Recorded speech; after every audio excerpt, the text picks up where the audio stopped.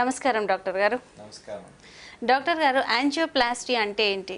గుండెకి సంబంధించిన రక్తనాళాలు కానీ లేదా బాడీలో ఏ అవయవానికి సంబంధించిన రక్తనాళాలు కానీ వాటిలో బ్లాక్స్ ఏర్పడినప్పుడు అంటే పూడికలు ఏర్పడినప్పుడు వాటిని క్లియర్ చేసి ఒక స్టంట్ అనేది అమర్చే పద్ధతినే యాంజియోప్లాస్టీ అని అంటాం. సో ఈ యాంజియోప్లాస్టీని మనం బాడీలో ఏ ఆర్గాన్ కన్నా చేయొచ్చు. సో హార్ట్కి చేసేదాన్ని మనం కొరోనరీ యాంజియోప్లాస్టీ అని అంటాం. బ్రెయిన్ వెజల్స్లో చేస్తే దాన్ని కెరోటిడ్ యాంజియోప్లాస్టీ అని అంటాం. కిడ్నీ వెజల్స్లో చేస్తే దాన్ని రీనల్ యాంజియోప్లాస్టీ అని అంటాం. అలానే మనం పెరిఫరల్గా మనకి లిమ్స్లో అంటే అప్పర్ లిమ్ కానీ లోయర్ లిమ్ కానీ వాటికి సంబంధించిన రక్తనాళాలలో చేస్తే పెరిఫరల్ యాంజియోప్లాస్టీ అని అంటాం. యాంజియోప్లాస్టీ అనేది ఎవరికి చేస్తారు ఎక్కువగా?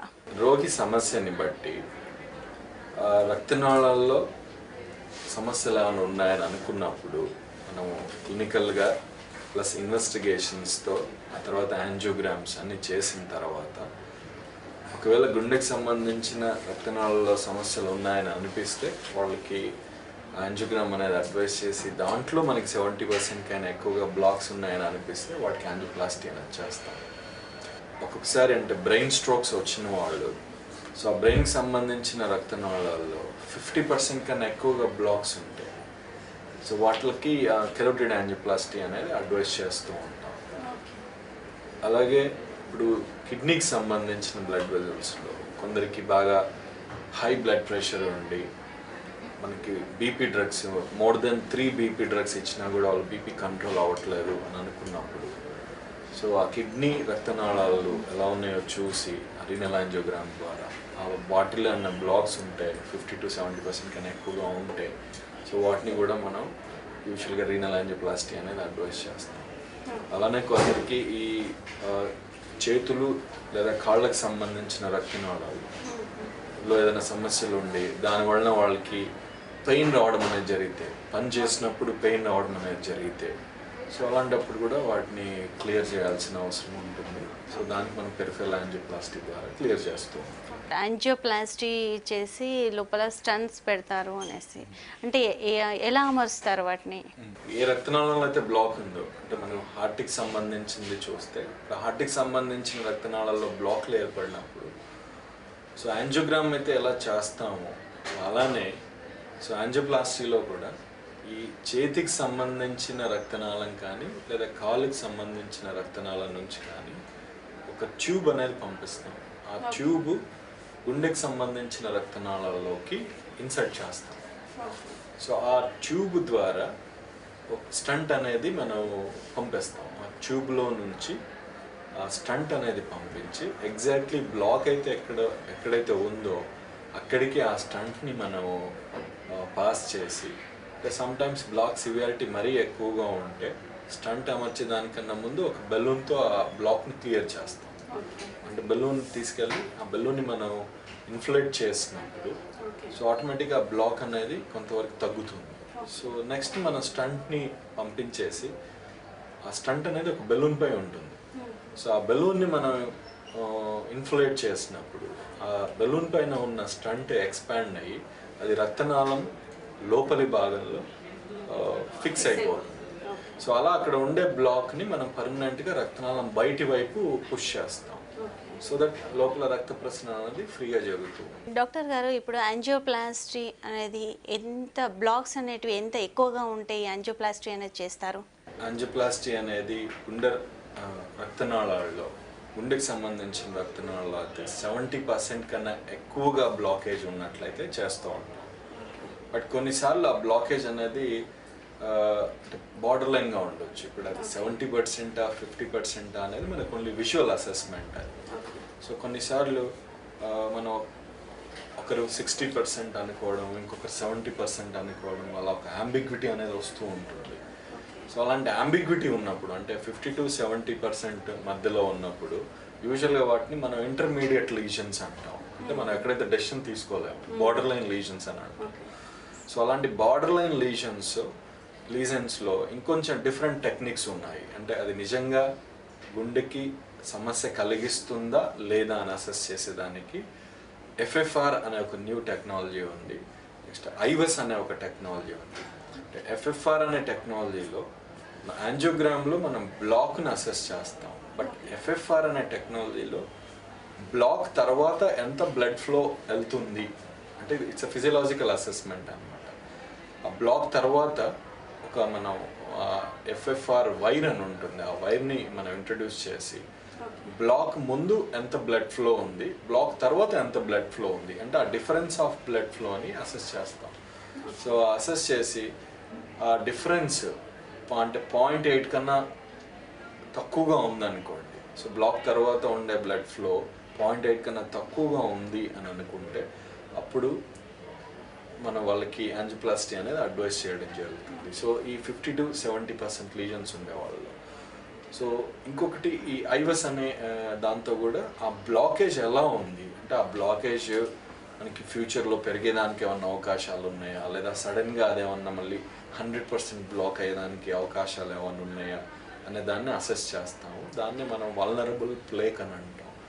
సో ఆ వల్నరబుల్ ప్లేక్ ఏమైనా ఉందా అనేది అసెస్ చేసి ఐవస్ ద్వారా అలాంటిది ఏదన్నా ఉన్నట్టయితే సో అప్పుడు కూడాను 50 to 70% రీజన్స్కి స్టిల్ యాంజియోప్లాస్టీ అనేది అడ్వైస్ చేస్తున్నాం.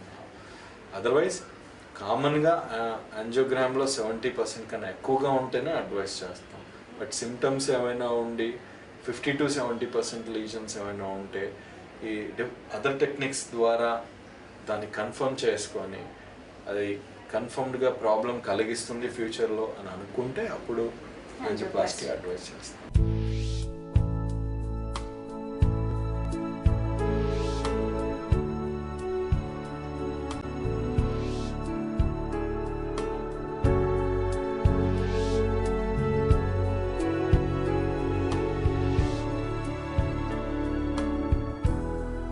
డాక్టర్ గారు, ఇప్పుడు మామూలు సర్జరీలు చేసినప్పుడు అనెస్థీషియా అలాంటివి ఇస్తూ ఉంటారు. మరి ఈ యాంజియోప్లాస్టీలో కూడా అనెస్థీషియా ఏమైనా ఇస్తారా? యాంజియోప్లాస్టీలో ఓన్లీ లోకల్ అనెస్థీషియా అనేది ఇస్తాం. అంటే ఎక్కడైతే మనం రక్తనాళాన్ని పంక్చర్ చేస్తామో అక్కడ లోకల్గా ఒక ఇంజెక్షన్ ఇచ్చేసి అక్కడ పెయిన్ అనేది లేకుండా చేస్తాం. డాక్టర్ గారు, యాంజియోప్లాస్టీలో స్టంట్స్ వేస్తారు అని చెప్పారు కదా, అవి ఎన్ని రకాలుగా ఉంటాయి? ఈ స్టంట్స్ అనేవి మెయిన్గా 2 రకాలుగా ఉంటాయండి. ఒకటి ఏంటంటే మెడికేటెడ్ స్టంట్స్ అని అంటాం, రెండోది బేర్ మెటల్ స్టంట్స్ అని అంటాం. సో మెడికేటెడ్ స్టంట్స్ అంటే ఆ స్టంట్ పైన స్టంట్ అనేది ఒక స్టెయిన్లెస్ స్టీల్తో కానీ కోబాల్ట్ క్రోమియం అనే మెటీరియల్తో కానీ చేయబడి ఉంటుంది. సో ఆ స్టంట్ పైన దానిపైన ఒక మెడిసిన్ అనేది పూత ఉంటుంది. సో ఆ మెడిసిన్ పూత అనేది ఉన్నట్టయితే దాన్ని మెడికేటెడ్ స్టంట్ అని అంటాం. లేని స్టంట్ని మనం బేర్ మెటల్ స్టంట్ అంటాం, అంటే సింపుల్ మెటల్ అని. సో అంటే డిఫరెన్స్ ఏంటి ఈ రెండిట్లో అంటే స్టంట్స్ అనేవి ఒకసారి మనం అమర్చిన తర్వాత ఫ్యూచర్లో మళ్ళీ రీబ్లాక్ అయ్యే అవకాశాలు అనేవి ఉంటాయి. సో ఒకసారి స్టంట్ పెట్టిన తర్వాత ఆ స్టంట్ పెట్టిన ఏరియాలో అక్కడ రక్తనాళంలోని ఇన్నర్ లేయర్స్ మళ్ళీ అంటే ఎక్కువగా గ్రో అయ్యి మళ్ళీ బ్లాక్ అయ్యేదానికి అవకాశం అనేది ఉంటుందన్నమాట. సో ఈ బ్లాక్ అయ్యే అవకాశాల్లో ఈ మెడికేటెడ్ స్టంట్లో తక్కువగా ఉంటాయి. సో ఆ మెడిసిన్ ఏదైతే ఉంటుందో ఆ మెడిసిన్ రక్తనాళం లోపలి భాగాన్ని హైపర్ట్రోఫీ అవ్వకుండా చూస్తుంది. సో దట్స్ వై దాంట్లో ఆ రీబ్లాకేజ్ రేట్స్ ఫ్యూచర్లో తక్కువగా ఉంటాయి. యూజువల్గా 5% కన్నా తక్కువగా ఉంటుంది. 95% వరకు పనిచేస్తూ ఉంటుంది 95% ఆఫ్ పేషెంట్స్లో. బట్ అదే బేర్ మెటల్ స్టంట్స్లో సో ఆ మెడిసిన్ అనేది ఉండదు. సో వాళ్ళలో కొంచెం రీబ్లాకేజ్ అవకాశాలు ఎక్కువగా ఉంటాయి. నియర్లీ ఒక 20 to 30% పీపుల్కి రీబ్లాకేజ్ అనేది అవ్వడం జరుగుతూ ఉంటుంది ఫ్యూచర్లో. బట్ అది ఎవరికి అవుతుంది ఎవరికి అవ్వదు అనేది మనం ప్రిడిక్ట్ చేయాలి. కామన్గా ఈ డయాబెటీస్ ఉండే వాళ్ళకి రీబ్లాకేజ్ అవకాశాలు ఎక్కువగా ఉంటాయి. స్టంట్స్ ఏ సైజులో ఉంటాయి, దాన్ని ఎలా పంపిస్తారు? స్టంట్ యాక్చువల్ మనకి రక్తనాళంలో మనం ఒక స్టంట్ అమర్చినప్పుడు రక్తనాళం సైజ్ ఎలా ఉంది అనే దాన్ని బట్టి మనం స్టంట్ సైజ్ డిసైడ్ చేస్తాం. యూజువల్గా రక్తనాళాలు 3 మిల్లీమీటర్లు అంటే 2.5 నుంచి 3.5 లేదా 4 మిల్లీమీటర్ల సైజులో ఉంటాయి. సో మనకి స్టంట్స్ కూడాను 2.25 మిల్లీమీటర్స్ నుంచి ఆల్మోస్ట్ 4 మిల్లీమీటర్స్ దాకా అవైలబుల్గా ఉన్నాయి. అంటే హార్ట్కి సంబంధించి పెరిఫెరల్ రక్తనాళాలు అంటే బ్రెయిన్ సంబంధించి కాళ్ళకి సంబంధించిన రక్తనాళాలు చాలా పెద్దగా ఉంటాయి, అది 7 millimeters 8 millimeters. సో వాటికి ఆ సైజ్ స్టంట్స్ ఉంటాయి. బట్ హార్ట్కి సంబంధించి 2.25 to 4 millimeters, 4 millimeters స్టంట్స్ ఉంటాయి. బట్ అది కూడా మనం ఇంట్రడ్యూస్ చేసేదానికన్నా ముందు ఆ స్టంట్ సైజ్ ఇంకా తక్కువగా ఉంటుంది. సో దాన్ని బాగా కంప్రెస్ చేసి లోపలికి పంపించిన తర్వాత మళ్ళీ ఎక్స్పాండ్ చేస్తాం. సో దాని final size 2.25, 3 or 3.5. But initial size అది కంప్రెస్ చేసి బెలూన్ పై ఉంటుంది. సో దాని ఫైనల్ సైజ్ అనేది లోపలికి వెళ్ళిన తర్వాత ఎక్స్పాండ్ చేసిన తర్వాత దాని ఫైనల్ సైజ్ అనేది వస్తుంది. డాక్టర్ గారు, యాంజియోప్లాస్టీ సర్జరీ తర్వాత ఎలాంటి కాంప్లికేషన్స్ ఉంటాయంటారు? యాంజియోప్లాస్టీ తర్వాత సో వచ్చే కాంప్లికేషన్స్ని మనం యూజువల్గా 3 రకాలుగా విభజించవచ్చు. ఒకటి ఆర్టరీని పంక్చర్ చేసిన సైట్లో వచ్చే కాంప్లికేషన్స్. సో దాన్ని మనం ఏదో బ్లీడింగ్ కానీ లేదా హిమటోమా కానీ అంటాము. కొన్నిసార్లు అక్కడ ఆర్టరీ బాగా ఎక్స్పాండ్ అయ్యి ఎన్యూరిజం లాగా కూడా ఫామ్ అవ్వచ్చు. బట్ యూజువల్గా ఫస్ట్ 24 to 48 అవర్స్లో వచ్చేది ఓన్లీ బ్లీడింగ్ కానీ హిమటోమా కానీ. అది చాలా తక్కువ మందిలో వస్తుంటుంది. బట్ యూజువల్గాను మనం దాన్ని ట్రీటబుల్ కాంప్లికేషన్. సో దానివల్ల పెద్దగా ఇష్యూస్ ఏమీ ఉండవు. సో రెండో కాంప్లికేషను మనం యాంజియోప్లాస్టీ చేస్తున్నప్పుడు యూస్ చేసే కాంట్రాస్ట్ వల్ల వచ్చే కాంప్లికేషన్స్. కాంట్రాస్ట్ అలర్జీ అని అంటాం. సో ఆ కాంట్రాస్ట్ అలర్జీ కూడా యూజువల్గా 2 to 4 అవర్స్లో మనకి మేనిఫెస్ట్ అవుతుంది. సమ్ టైమ్స్ మనం చేస్తున్నప్పుడే తెలుస్తూ ఉంటుంది. మోస్ట్ ఆఫ్ ద టైమ్స్ ఆ కాంట్రాస్ట్ అలర్జీ కూడాను సెల్ఫ్ లిమిటింగ్, లేదా కొంచెం ఎక్కువగా వచ్చినప్పుడు అంటే నాసియా కానీ వామిటింగ్ కానీ రావచ్చు. ఆర్ సమ్ టైమ్స్ ఫేస్ పైన కొంచెం దద్దురులాగా ఫామ్ అవ్వచ్చు. ఆర్ సమ్ టైమ్స్ ఈవెన్ ఇంకా బ్రీతింగ్ డిఫికల్టీ కూడా రావచ్చు. అలా బ్రీతింగ్ డిఫికల్టీ సిచ్యువేషన్ వచ్చినప్పుడు సో కొన్ని డిఫరెంట్ మెడికేషన్స్ ఉంటాయి, వాటితో కంట్రోల్ చేస్తూ ఉంటాం. బట్ అదర్వైజ్ మిగతా టైప్ ఆఫ్ అలర్జీ మేనిఫెస్టేషన్స్ అని స్పాంటేనియస్గా సబ్సైడ్ అవుతాయి, లేదా సమ్ యాంటీ అలర్జిక్స్ ఇస్తే సబ్సైడ్ అయిపోతూ ఉంటాయి. సో బట్ 3 రకమైన కాంప్లికేషన్స్ ఏంటంటే ఈ స్టంట్ అమర్చిన తర్వాత సో కొన్నిసార్లు స్టంట్ థ్రాంబోసిస్ అని అంటాం. సో మనం పేషెంట్ని స్టంట్ అమర్చిన తర్వాత మళ్ళీ సీసీయూకి షిఫ్ట్ చేసి అబ్జర్వ్ చేయడం జరుగుతుంటుంది. సడన్గా ఆ స్టంట్లో ఒక్కొక్కసారి బ్లడ్ క్లాట్స్ ఫామ్ అవ్వచ్చు. సో బ్లడ్ అనేది క్లాట్ అయిపోయి రక్తనాళం టోటల్గా అక్లూడ్ అయిపోవచ్చు. సో అలాంటిది మనకి 100 పేషెంట్స్లో ఒకరిద్దరికి అవుతూ ఉంటుంది. సో యూజువల్గా మనం 2% రిస్క్ అని అంటాం. సో యూజువల్గా అలా జరగకుండా మనం యాంజియోప్లాస్టీ తర్వాత కొన్ని మెడికేషన్ ఇస్తూ ఉంటాము. మెడికేషన్ ఇచ్చినా కూడా ఒక 2% పీపుల్కి అది జరగవచ్చు. అలాంటిది ఏమైనా జరిగితే మళ్ళీ వాళ్ళని ఇమ్మీడియట్గా యాంజియోగ్రామ్ చేసి మళ్ళీ ఎక్కడైతే బ్లడ్ క్లాట్ ఫామ్ అయిందో ఆ క్లాట్ని మళ్ళీ రిమూవ్ చేయాల్సి వస్తుంది. సో క్లాట్ని రిమూవ్ చేస్తే యూజువల్గా పెద్దగా ఇబ్బంది ఉండదు. బట్ ఒక్కసారి స్టంట్ థ్రాంబోసిస్ అనే కాంప్లికేషన్ వచ్చిందంటే సో అంటే మనం ప్రిడిక్ట్ చేయలేము. మళ్ళీ ఫ్యూచర్లో వచ్చేదానికి డెఫినెట్గా అవకాశం ఎక్కువే వాళ్ళకి. సో వాళ్ళకి మళ్ళీ ఫ్యూచర్లో ప్రాబ్లం వచ్చేదానికి అవకాశం అనేది కొంతవరకు ఉంటుంది. బట్ చాలా రేర్గా వస్తుంది ఆ కాంప్లికేషన్.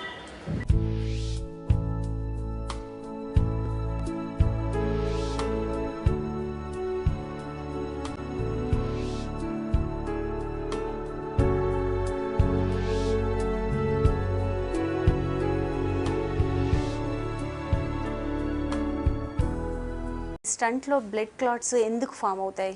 దీనికి మెయిన్గా మనం స్టంట్ వేసిన తర్వాత సో ఆ బ్లడ్ క్లాట్స్ ఫామ్ అవ్వకుండా కొన్ని మెడిసిన్స్ ఇస్తూ ఉంటాం. బట్ కొందరికి ఈ డ్రగ్ రెసిస్టెన్స్ అనేది ఉంటుంది. అంటే ఆ డ్రగ్స్ వాళ్ళలో సరిగ్గా పనిచేయవు. యాక్చువల్గా డ్రగ్ అనేది మనం బ్లడ్లో బ్లడ్ క్లాటింగ్ చేసే ప్లేట్లెట్ అనే సెల్స్ ఉంటాయి. ఆ సెల్స్ని ప్రివెంట్ చేస్తాయి. కొందరిలో ఆ ప్లేట్లెట్స్ రెసిస్టెన్స్ ఉంటుంది ఈ డ్రగ్స్కి. సో దాంతో ఈ డ్రగ్స్ ఆ ప్లేట్లెట్స్ మీద యాక్ట్ చేయలేవు. సో దాంతో ఆ బ్లడ్ క్లాటింగ్ని ప్రివెంట్ చేయలేవు. సో దానివల్ల వాళ్ళకి ఈ స్టంట్ థ్రాంబోసిస్ అనేది వచ్చేదానికి అవకాశం ఉంటుంది. అది ఒక రీజన్. రెండోది మనం ఆ యూస్ చేసిన స్టంట్ని బట్టి కూడా ఉంటుంది. అంటే కొన్నిసార్లు మనం బ్లాకేజెస్ అనేవి చాలా పొడుగ్గా ఉన్నప్పుడు సో యూజువల్గా మనము 30 millimeters లెంత్ కన్నా తక్కువగా ఉండే బ్లాకేజెస్లో ఇలాంటి కాంప్లికేషన్ రావడం అనేది అరుదు. సో 30 మిల్లీమీటర్స్ కన్నా ఎక్కువగా బ్లాకేజెస్ ఉన్నాయనుకోండి, సో అంటే మనం 30 మిల్లీమీటర్స్ కన్నా పొడుగైన స్టంట్స్ వేసినప్పుడు కొంచెం ఈ కాంప్లికేషన్ వచ్చేదానికి అవకాశం కొంచెం ఎక్కువగా ఉంటుంది. ఇంకోటి సైజు, ఇప్పుడు ఆ బ్లడ్ వెజల్ సైజు 3 మిల్లీమీటర్స్ కన్నా ఎక్కువగా ఉన్నప్పుడు 3 and above, సో వాళ్ళకి కూడా ఈ కాంప్లికేషన్ రేట్ తక్కువ. 3 మిల్లీమీటర్స్ లోపు ఉన్నప్పుడు అంటే చిన్న బ్లడ్ వెసల్, సో 3 మిల్లీమీటర్ లోపు ఉన్నప్పుడు ఇలాంటి బ్లాకేజెస్ వచ్చేదానికి అవకాశం కొంచెం ఎక్కువగా ఉంటుంది. బట్ కామన్గా ఈ డ్రగ్ రెసిస్టెన్స్ అనేది కామన్ కాజ్. సో ఒకసారి అలాంటిది వచ్చినప్పుడు మనం యూస్ చేస్తున్న డ్రగ్స్ కాకుండా న్యూయర్ డ్రగ్స్కి వెళ్ళిపోతాం, అంటే కొత్త డ్రగ్స్, బ్లడ్ క్లాటింగ్ ప్రివెంట్ చేసే అదర్ డ్రగ్స్కి వెళ్ళిపోతాం, హై ఎండ్ డ్రగ్స్కి. సో హై ఎండ్ డ్రగ్స్కి మార్చేసి మనం ప్రివెంట్ చేయొచ్చు. డాక్టర్ గారు, యాంజియోప్లాస్టీ తర్వాత తీసుకోవాల్సిన జాగ్రత్తలు ఎలా ఉంటాయి? ఒకసారి యాంజియోప్లాస్టీ అయిన తర్వాత సో మనకి బ్లడ్ థిన్నర్స్, అంటే బ్లడ్ క్లాట్ అవ్వకుండా ఇచ్చే మెడికేషన్స్ అనేవి రెగ్యులర్గా యూస్ చేయాల్సి ఉంటుంది. ఎట్టి పరిస్థితుల్లో ఈ బ్లడ్ క్లాటింగ్ ప్రివెంట్ చేసే మెడికేషన్స్ అనేవి ఆపకూడదు. ఒకవేళ ఆ మెడికేషన్స్ ఆపినట్టయితే మనం ఇందాక అనుకున్నట్టుగా స్టంట్ థ్రాంబోసిస్ అనేది వచ్చేదానికి అవకాశాలు ఎక్కువగా ఉంటాయి. ఈ బ్లడ్ థిన్నర్స్ యూజువల్గా మనం 2 రకాల బ్లడ్ థిన్నర్స్ ఇస్తూ ఉంటాం పేషెంట్స్కి.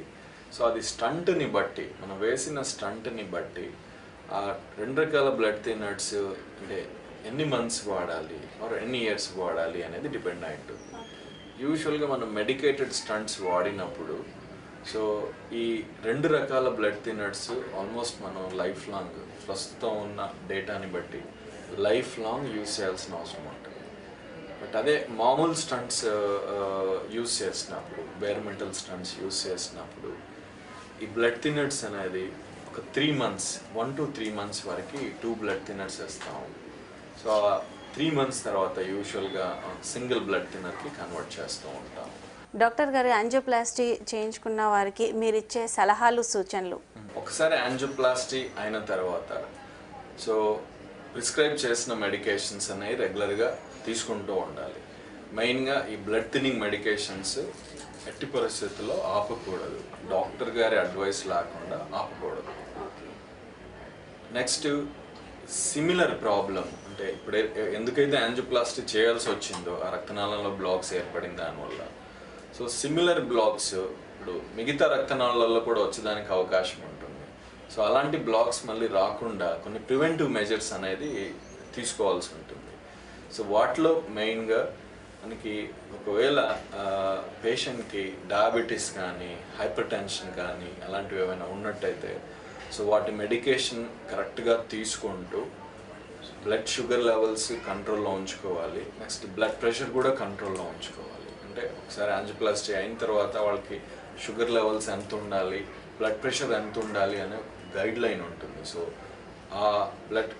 ఆ లెవెల్లో ఉండేటట్టుగా వాళ్ళ మెడిసిన్ అనేది మనం టైట్రేట్ చేయడం జరుగుతుంది.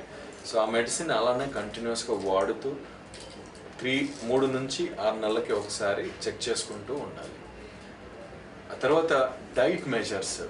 సో ఇప్పుడు డైట్ మెజర్స్లో మెయిన్గా ఈ ఆయిల్ రిలేటెడ్ డైట్స్ ఇవన్నీ తగ్గించడం అనేది చేయాలి. Next exercise. So daily 30 minutes, 20 to 30 minutes exercise, ఏదైనా ఏరోబిక్ ఎక్సర్సైజ్, ఐదర్ వాకింగ్ కానీ, జాగింగ్ కానీ, రన్నింగ్ కానీ, జాగింగ్, రన్నింగ్ కూడా చేయొచ్చు, ఆర్ స్విమ్మింగ్ కానీ. So at least 30 minutes per day and 5 days a week అనేది రెగ్యులర్గా చేస్తూ ఉన్నట్లయితే మళ్ళీ ఫ్యూచర్లో రీబ్లాకేజెస్ ఫామ్ అయ్యేదానికి అవకాశాలు తక్కువగా ఉంటాయి. మళ్ళీ వాళ్ళకి యాంజియోప్లాస్టీలు, యాంజియోగ్రామ్లు అవసరమయ్యే అవకాశాలు కూడా తక్కువగా ఉంటాయి.